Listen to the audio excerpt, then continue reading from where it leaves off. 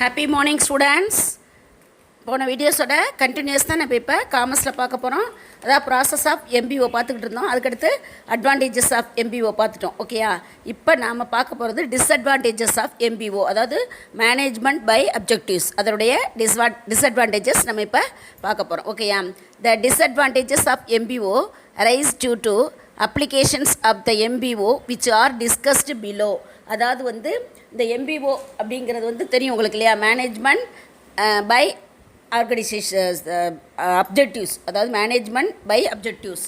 அதான் அதில் வந்து அந்த மேனேஜ்மெண்ட் பை அப்ஜெக்டிவ்ஸ் அதனுடைய டிஸ்அட்வான்டேஜஸ். ஓகே, அதை தான் பார்க்க போகிறோம். அதில் வந்து இந்த மேனேஜ்மெண்ட் பை அப்ஜெக்டிவ்ஸ் அதை பயன்படுத்தும் முறையின் காரணமாக இந்த டிஸ்அட்வான்டேஜஸ் எழுகிறது அப்படின்னு சொல்லப்படுகிறது. அந்த எம்பிஓவை பயன்படுத்துகின்ற முறையின் காரணமாக இந்த டிஸ்அட்வான்டேஜஸ் உருவாகிறது. அது என்னென்ன அப்படின்னு சொல்லப்பட்டிருக்கு பார்ப்போம். ஓகேயா, அதாவது MBO files to explain the philosophy. Most of the executives do not know how MBO works, what is MBO, and why is MBO necessary, and how participants can benefit by MBO. அதாவது வந்து பெரும்பாலான அந்த நிர்வாகிகள் இருக்காங்க இல்லையா, அந்த நிர்வாகிகளுடைய அதாவது நிர்வாகிகள் அப்படிங்கிறது வந்து அந்த எம்பிஓ, அதாவது மேனேஜ்மெண்ட் பை அப்ஜெக்டிவ்ஸ், அந்த மேனேஜ்மெண்ட் பை அப்ஜெக்டிவ்ஸ் எவ்வாறு செயல்படுகிறது என்பது பற்றி அறிந்திருப்பதில்லை. பெரும்பாலான நிர்வாகிகள், அதாவது இந்த நிறுவனத்தினுடைய ஓனர்ஸ் இருக்காங்களே, அவங்களாம் வந்து இந்த எம்பிஓ எப்படி செயல்படுகிறது என்பதை அறிந்திருப்பதில்லை. அது மட்டும் இல்லாமல் இந்த எம்பிஓ என்றால் என்ன, ஏன் இது வந்து தேவை அப்படிங்கிறதெல்லாம் அந்த இது பண்ணுவாள். மேலும் இதனுடைய பார்ட்டிசிபெண்ட்ஸ் இருக்காங்க இல்லையா, பங்கேற்பாளர்கள், அவங்க வந்து இந்த எம்பிஓ மூலம் எப்படி நன்மை அடைய முடியும் போன்ற அந்த கருத்துக்கள் இருக்கு இல்லையா, அந்த கருத்துக்களில் உள்ள அந்த எம்பிஓ தனது தத்துவத்தை விளக்குவதில் தோல்வி அடைந்து விடுகிறது அப்படின்னு சொல்லப்படுகிறது. நல்லா தெரிஞ்சுங்க. அப்போ நிர்வாகிகளுக்கு இதை பற்றி தெரியறதில்ல, நிறைய விஷயங்கள் வந்து அது வந்து கரெக்டாக வந்து உங்களுக்கு ரீச் ஆவதில்லை. ஓகே, அந்த கருத்துக்கள் வந்து எம்பிஓ வந்து அந்த கருத்துக்களை, அந்த தத்துவங்களை வந்து ஒழுங்காக வந்து சென்று சேர்வதில்லை, அதை வந்து கரெக்டாக எக்ஸ்பிளைன் பண்ணுறதில்ல. அதனால் வந்து இந்த எம்பிஓடைய தத்துவங்கள் அனைத்தும் தோல்வி அடைந்து விடுகின்றன அப்படின்னு சொல்லப்படுகிறது. ஓகேயா, நெக்ஸ்ட் டிஸ்அட்வான்டேஜஸ் என்னென்னு பார்த்தீங்கன்னா, MBO is a time consuming process. Much time is needed by senior people for framing the MBO. Next, it leads to heavy expenditures and also requires heavy paper work. அதாவது வந்து இந்த MBO அப்படிங்கிறது வந்து அதிக நேரத்தை எடுத்துக்கொள்ளக்கூடிய ஒரு முறையாகும். நல்லா தெரிஞ்சுங்க, அந்த எம்பிஓ மேனேஜ்மெண்ட் பை அப்ஜெக்டிவ்ஸ் அப்படிங்கிறது அதிக நேரத்தை எடுத்துக்கொள்ளக்கூடிய ஒரு சிஸ்டம். ஓகேயா, மேலும் சீனியர் ஒர்க்கர்ஸ் இருக்காங்க இல்லையா, சீனியர் எம்ப்ளாயி, அவங்க மூலம் இந்த எம்பிஓ கட்டமைக்கணும். அதனால் சீனியர்ஸ் எம்ப்ளாயி மூலம் தான் இந்த எம்பிஓ வந்து இது உருவாக்கப்படுகிறது. அதாவது அவங்களால தான் ஸ்ட்ரக்சர் கட்டமைக்கப்படுகிறது. அதனால் அதிக நேரம் அவங்களுக்கு தேவைப்படுகிறது. சீனியர் எம்ப்ளாயீஸ்க்கு வந்து அதிக நேரம் தேவைப்படுகிறது. மேலும் இந்த எம்பிஓவை நம்ம ஸ்ட்ரக்சர் அதை கட்டமைப்பதற்கு பார்த்திங்கன்னா அதிக செலவு மற்றும் அதிகமான பேப்பர் ஒர்க்ஸ் இருக்குது. ஓகே, அதில் அதிகமான பேப்பர் ஒர்க்ஸ் தேவைப்படுகிறது அப்படிங்கிறாங்க. இதெல்லாம் டிஸ்அட்வான்டேஜஸ். நல்லா தெரிஞ்சுங்க. சீனியர் எம்ப்ளாயீஸ்னால தான் இந்த எம்பிஓ வந்து கட்டமைக்கப்படுகிறது. அதில் டைம் அதிகமாகுது, செலவும் அதிகமாகிறது, பேப்பர் ஒர்க்ஸும் அதிகமாக தேவைப்படுகிறது இல்லையா. அதனால் வந்து இது ஒரு டிஸ்அட்வான்டேஜஸ் அப்படின்னு சொல்லப்படுகிறது. நெக்ஸ்ட் பார்த்திங்கன்னா, MBO emphasis only on short term objectives and does not consider the long term objectives. அதாவது MBO அப்படிங்கிறது பார்த்திங்கன்னா வந்து ஷார்ட் டேர்ம் அப்ஜெக்டிவ்ஸ், அதாவது குறுகிய கால குறிக்கோள்களை மட்டுமே வலியுறுத்துகிறது அப்படின்னு சொல்லப்படுகிறது. அப்போ நீண்ட கால எந்த ஒரு குறிக்கோள்களையும் அப்ஜெக்டிவ்ஸையும் அது என்ன செய்வதில்லை, கருத்தில் கொள்வதில்லை. அது ஒரு டிஸ்அட்வான்டேஜஸாக சொல்லப்படுகிறது. ஓகேயா, நெக்ஸ்ட் பார்த்திங்கன்னா, the status of subordinates in necessary for proper objectives setting, but this is not possible in the process of MBO. அதாவது வந்து லோ லெவல் ஒர்க்கர்ஸ் இருக்காங்க இல்லையா, அந்த லோ லெவல் எம்ப்ளாயீஸ், அவங்களுடைய நிலை தகுதி, அதாவது அவங்களுடைய நிலை தகுந்த குறிக்கோள் அமைப்பிற்கு அவசியமாகிறது. ஓகே, மேலும் வந்து அந்த எம்பிஓ வந்து இருக்கு, அதனுடைய செயல்முறை ப்ராசஸ் இருக்குல்ல, இது வந்து சாத்தியம் இல்லை. அதாவது லோ லெவலில் உள்ள எம்ப்ளாயீஸ் குறித்த அந்த அமைப்பிற்கு வந்து அவசியமாகுது. அந்த அவங்களுடைய ஊழியர்களுடைய அந்த நிலை தகுந்த குறிக்கோள் அமைப்பிற்கு அவசியமாகிறது. ஆனால் இந்த எம்பிஓ வந்து அந்த செயல்முறையில் வந்து இது ஒரு சாத்தியம் இல்லை அப்படின்னு சொல்லப்படுகிறது. ஓகேயா. நெக்ஸ்ட் பார்த்தீங்கன்னா MBO is rigid. One objectives should be changed according to the changed circumstances external or internal. If it is not done the plan results cannot be obtained.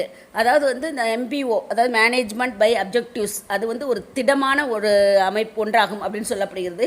மேலும் சுச்சுவேஷனுக்கு ஏற்றவாறு மாற்றப்பட வேண்டிய அந்த அப்ஜெக்டிவ்ஸ் குறிக்கோள்களை வந்து மாற்றியமைக்கப்பட வேண்டும். ஓகேயா, நல்லா தெரிஞ்சுங்க. எப்போவுமே ஒரு ஆர்கனைசேஷன் மாற்றியமைக்கப்பட வேண்டும். ஆனால் அவ்வாறு அதை செய்யவில்லை அப்படின்னு சொல்லப்படுகிறது. மேலும் அவ்வாறு அதை செய்யவில்லை என்றால் அப்போ அவங்க பிளானிங் இருக்குல்லையே அந்த திட்டமிட்ட முடிவுகளை அவங்க என்ன செய்ய முடியாது, பெற முடியாது. எப்போவுமே ஒரு மேனேஜ்மெண்ட்டில் அந்த சுச்சுவேஷன் இது சேஞ்சஸ் ஆகல அதுக்கேற்ற மாதிரி நம்ம சில மாற்றங்களை பண்ணணும் இல்லையா, குறிக்கோள்களில் வந்து சில மாற்றம். ஆனால் அதை மாதிரி செய்யாததுனால அவங்க என்ன பிளானிங் இது இருக்கோ அதை வந்து அடைவது முடியாது, அந்த முடிவுகளை அவங்க திட்டமிட்ட முடிவுகளை பெற முடியாது அப்படின்னு சொல்லப்படும். இது எல்லாமே நமக்கு எம்பிஓவுடைய டிஸ்அட்வான்டேஜஸ். ஓகேயா, 5 பாயிண்ட்ஸ் பார்த்துட்டோம். நெக்ஸ்ட்டு நம்ம இதுவரை பார்த்தது எல்லாமே வந்து எம்பிஓவை பற்றி, அதாவது மேனேஜ்மெண்ட் பை அப்ஜெக்டிவ்ஸ் பற்றி பார்த்தோம் இல்லையா. இப்போ நம்ம பார்க்க போகிறது மேனேஜ்மெண்ட் பை எக்ஸப்ஷன். அதாவது மேனேஜ்மெண்ட் பை எக்ஸப்ஷன் அப்படின்னா, மேனேஜ்மெண்ட் அப்படின்னா உங்களுக்கு என்னென்னு தெரியும், மேலாண்மை. அதனுடைய எக்ஸப்ஷன் விதி விலக்கு அதான் பார்க்க போகிறோம். ஓகேயா, மேனேஜ்மெண்ட்டினுடைய விதி விலக்கு அப்படிங்கிறது தான் பார்க்க போகிறோம். மேனேஜ்மெண்ட் பை எக்ஸப்ஷன் அதாவது மீனிங் ஆஃப் எம்பிஇ அப்படின்னா என்னென்னு பார்ப்போம். அதாவது meaning of management by exception, அதாவது மேனேஜ்மெண்ட் பை எக்ஸப்ஷன் அப்படின்னா விதிவிலக்கு மேலாண்மை அப்படின்னு அர்த்தம். அதாவது மேனேஜ்மெண்ட்டுன்னா இதுதான் அப்படின்னு ஒரு ப்ரொசீஜர்ஸ் இருக்கும் இல்லையா, அதில் சில விதிவிலக்குகள் உண்டு அப்படின்னு சொல்லப்படுகிறது. ஓகே, அது வந்து பாரம்பரியமான சீனியர்ஸான அந்த பாரம்பரியமான எழுத்தாளர் ரைட்டில் இது எழுதப்பட்ட கருத்துக்கள். ஓகே, அதில் இருந்து சில இதை வந்து சேஞ்சஸ் பண்ணிக்கிறதுக்கு இது உண்டு, எக்ஸப்ஷன் அதான் விதிவிலக்கு உண்டு அப்படின்னு சொல்லப்படுகிறது. Okay, the management by exception is an important principles of managerial control suggested by the classical writers on management. It is based on this belief that an attempt to control everything results in controlling nothing. Management by exceptions is a style of business management that focuses on identifying and handling cases that deviate from the norms. அதாவது நார்ம்ஸ்னா இந்த விதிகள், முறைகள், systems, அந்த norms படி. ஓகேயா, அதாவது வந்து இந்த மேனேஜ்மெண்ட் எக்ஸப்ஷன் அப்படிங்கிறது வந்து என்னென்னு பார்த்தீங்கன்னா, இந்த நிர்வாகம் இருக்கு இல்லையா, அந்த நிர்வாக கட்டுப்பாட்டில் ஒரு முக்கியமான கொள்கையாக சிலது எழுதப்பட்டிருக்கும். பாரம்பரியமான ஒரு எழுத்தாளர்களால், பழமையான ஒரு எழுத்தாளர்களால் சில இது வந்து பரிந்துரைக்கப்பட்ட ஒரு மேனேஜ்மெண்ட் இருக்கும். ஓகே, இதுதான் மேனேஜ்மெண்ட் அப்படின்னு எழுதுப்பூர்வமாக சில ப்ரொசீஜர்ஸ் இருக்கும். அதை வந்து பேசிக்காக அந்த நம்பிக்கையை அடிப்படையாக கொண்டு எல்லாவற்றையும் கட்டுப்படுத்துவதற்கான ஒரு முயற்சியாகும். ஓகே, அதுதான் இந்த மேனேஜ்மெண்ட் அப்படிங்கிறது. பழைய எழுதி வச்சாங்க இல்லையா, அந்த பழைய ரைட்டர்ஸ்னால் எழுதப்பட்ட, பாரம்பரியமான எழுத்தாளர்களால் எழுதப்பட்ட அந்த மேலாண்மை அப்படிங்கிற ஒரு ப்ரொசீஜர்ஸ் இருக்கு இல்லையா, அதை வந்து அந்த நம்பிக்கையை கொண்டு எல்லாவற்றையும் கட்டுப்படுத்துவதற்கான ஒரு முயற்சி தான் இந்த மேனேஜ்மெண்ட் எக்ஸப்ஷன் அப்படிங்கிறது. ஓகே, அதாவது முடிவுகளை வந்து எதுவும் கட்டுப்படுத்துவதற்கான ஒரு முயற்சியாகும். ஆனால் முடிவுகளை எதுவும் கட்டுப்படுத்துவதில்லை. இதில் வந்து பார்த்திங்கன்னா இந்த மேனேஜ்மெண்ட் எக்ஸப்ஷன் என்பது வந்து இந்த ப்ரொசீஜர்ஸ் இருக்குல்ல, நெறிமுறை, இந்த நெறிமுறையில் இருந்து விலகி போகும் நிகழ்வுகளை நல்லா தெரிஞ்சுங்க. இதே ப்ரொசீஜர்ஸ் அப்படின்னு பாரம்பரியமான எழுத்தாளர்கள் எழுதப்பட்டிருக்கு. அதில் இருந்து விலகி போகும் நிகழ்வுகளை அடையாளம் காண்பதற்கும் அதை ஹேண்டில் பண்ணுவதற்கும், ஓகே, அதை ஐடென்டிஃபை பண்ணுவதற்கும் அதை ஹேண்டில் பண்ணுவதற்கும் கவனம் செலுத்துகின்ற, நல்லா தெரிஞ்சுங்க, அதை ஹேண்ட்லிங் பண்ணுறதுக்கும் கவனம் செலுத்துகின்ற ஒரு வணிக நிர்வாகத்தின் ஒரு பணியாகும். அதாவது நிர்வாகத்தினுடைய ஒரு பிஸ்னஸ் நிர்வாகத்தினுடைய பணியாகும். அதான் சொல்லப்படுகிறது. நல்லா தெரிஞ்சுங்க. அப்படி போகையில் அதை கண்டுபிடிச்சி அதை ஹேண்டில் பண்ணுறதுக்கும் அதை வந்து ஐடென்டிஃபை பண்ணுறதுக்கான ஒரு இதுதான் வந்து நிர்வாகத்தினோட ஒரு பணியாகும். அதுதான் வந்து இந்த மேனேஜ்மெண்ட் எக்ஸப்ஷன் அப்படின்னு சொல்லப்படுகிறது. எக்ஸாம்பிள்ஸ் பார்ப்போம். ஓகேயா, for example, the productions manager establishes quality control standards wherein 5 defects per 100 units produced are permissible so long as the number of defect does not exceed 5th. The supervisors will handle the problems.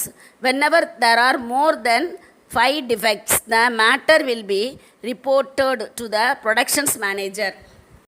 இப்போ examples பார்த்தீங்கன்னா ஒரு production manager இருக்கார். ஒரு நிறுவனத்தில் ஒரு production manager வந்து இந்த quality control இருக்கு இல்லையா, தரக்கட்டுப்பாடு, அந்த தரக்கட்டுப்பாடு அதனுடைய தரங்களை அந்த வந்து எவ்வளோ தரங்கள் இருக்குன்னு நிறுவுகிறார். அதில் வந்து ஒரு 100 யூனிட்ஸ் வந்து நம்ம ப்ரொடக்ஷன் பண்ணையில் அதில் எவ்வளோ இருக்கலாம்னா 5 டிஃபெக்ட்ஸ் இருக்கலாம் அப்படின்னு சொல்லப்படுது. அதாவது 100 அலகுகள் வந்து உற்பத்தி பண்ணையில் அதில் வந்து 5 குறைபாடுகள் இருக்கலாம் அப்படின்னு அனுமதிக்கப்படுகின்றன. ஓகேயா? அப்போ அந்த அந்த இது இருக்கு இல்லையா, டிஃபெக்ட், அந்த டிஃபெக்ட்டுகளின் எண்ணிக்கை வந்து எவ்வளோ இருக்கணும்? 5 விட குறைவாக இருக்கணும், 5க்கு குறைவாக இருக்கணும், அப்படி இல்லை 5 இருக்கணும் 5க்கு குறைவாக இருக்கணும் அப்படின்னு சொல்லுவேன். சப்போஸ் ஒரு சூப்பர்வைசர் ஹேண்டில் பண்ணையில் அந்த பிரச்சனையில் பார்த்திங்கன்னா அந்த மாதிரி வரணும். ஒரு சூப்பர்வைசர் ஹேண்டில் பண்ணையில் 5க்கு கீழே தான் அதனுடைய டிஃபெக்ட்ஸ் இருக்கணும் 100 யூனிட்ஸை ப்ரொடக்ஷன் பண்ணையில். சப்போஸ் அவர் வந்து அந்த 5 டிஃபெக்ட்ஸுக்கு அதிகமான ஒரு குறைபாடுகள் வருதுன்னு வச்சுக்கோங்க, அந்த 5 டிஃபெக்ட்ஸுக்கு அதிகமான குறைபாடுகள் ஏற்பட்டுனா அந்த மாதிரி ஒரு பிரச்சனை வரையில் உடனே அது யார் வசம் தெரிவிக்கப்பட வேண்டும்? ப்ரொடக்ஷன் மேனேஜர் வசம் தெரிவிக்கப்பட வேண்டும். ஓகே, அதுதான் அந்த சூப்பர்வைசர் உடனே ப்ரொடக்ஷன்ஸ் மேனேஜருக்கு சொல்லணும். 5க்கு கீழே டிஃபெக்ட் இருந்துச்சுன்னா ஓகே, அதாவது 100 யூனிட்ஸ் ப்ரொடக்ஷன்ஸ் பண்ணையில். அதுக்கு மேலே வரையில் அவர் உடனே இந்த இன்ஃபர்மேஷன்ஸை யார்கிட்ட கொடுக்கணும்? ப்ரொடக்ஷன் மேனேஜர்கிட்ட கொடுக்கணும். ஓகே, அதுதான் தெரிவிக்கப்பட வேண்டும் அப்படின்னு சொல்லப்படுகிறது. நெக்ஸ்ட்டு பார்ப்போம். நெக்ஸ்ட், இந்த management by exception has both a general business applications and a business intelligence applications. General business exceptions are cases that deviate the normal behavior in a business process and need to be carried for in a unique manner, typically by the human interventions. Their cause might include process deviations, infrastructures or connectivity issues, external deviations, poor quality business rules, malformed data, etc. ஓகேயா? அதாவது வந்து இதனுடைய கண்டினியூஸாக next வீடியோவில் பார்ப்போம். ஓகேயா? Thank you students.